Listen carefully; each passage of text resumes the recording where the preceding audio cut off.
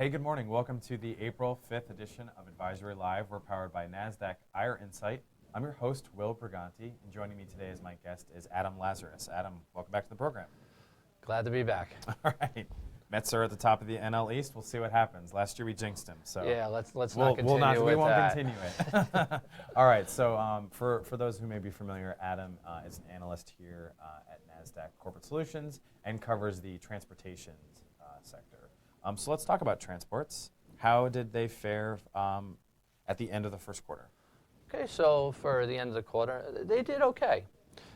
So the Dow Jones Transportation Average, which is made up of 20 transportation companies, they finished lower, roughly 2%, but they underperformed the Nasdaq and S&P, but outperformed the Dow.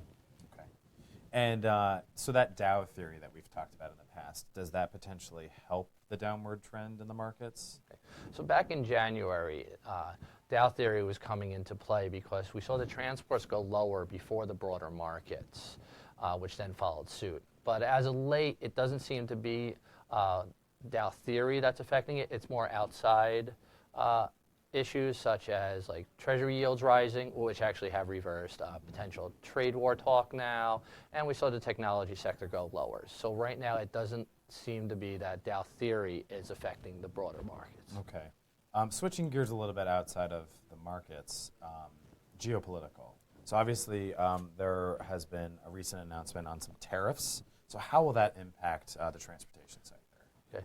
So far, it looks like it was going to be affected negatively, but the situation's been so fluid that right now it's mixed. So we're just going to have to see how it plays out based on the latest headlines and now with negotiations moving forward. So the products that China imports from the U.S., so they have to get to China, whether it's by land, by sea, or by rail to a port, and then by land and by sea.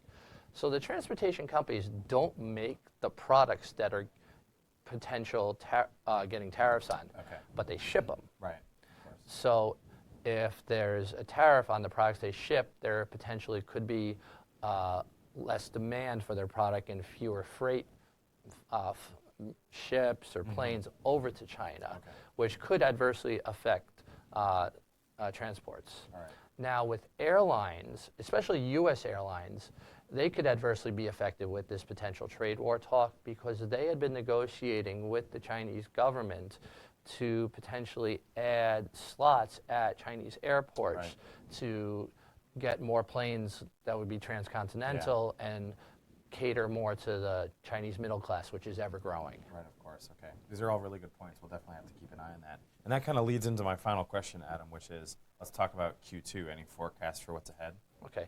So, of course, we always have headwinds and tailwinds, of course, since it's airlines. But obviously, a trade war is a huge headwind for the sector and transports as a whole.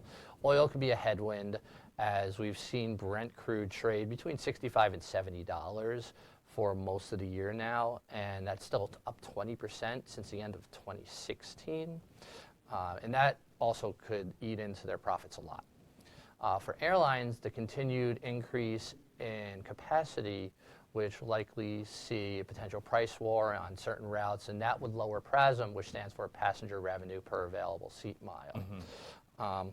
Always the wild card is the administration with geopolitics. Any potential tweet, any potential tariff announcement can adversely affect the transports moving forward. Right, of course. Okay. Now let's go a little bit into headwinds. It's not all gloom and doom. Right. So we do have a few headwinds. We have seen global growth, which that means there's more products to ship, and more places to visit. We're also seeing a headwind of the latest planes being delivered to all the airlines. They're more fuel efficient, so the freights can then have a lower cost on their oil. And also, we're going to go farther than we've ever traveled before.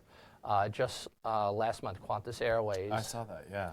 They had a plane that went 9,000 miles from Australia to the UK. Right. Direct for the first time in history. The longest flight, 17 plus hours, I think. Right. Yeah. So 100 years ago, that trip took 12 days. Right. Now they're doing it in 17 hours. Yeah. Just last week, there was a joint venture announcement between United Airlines and Air New Zealand, where they will be doing the 200-mile direct flight from Auckland, New Zealand to Chicago later this year. So with the increased capacity and hopefully if they can expand in China, we might see a lot of trans-Pacific direct flights, because these longer haul flights are much more profitable than, say, a shorter flight from New York to Sure, Chicago. of course. So it's more fuel efficient, and therefore the PRASM is obviously a better delta.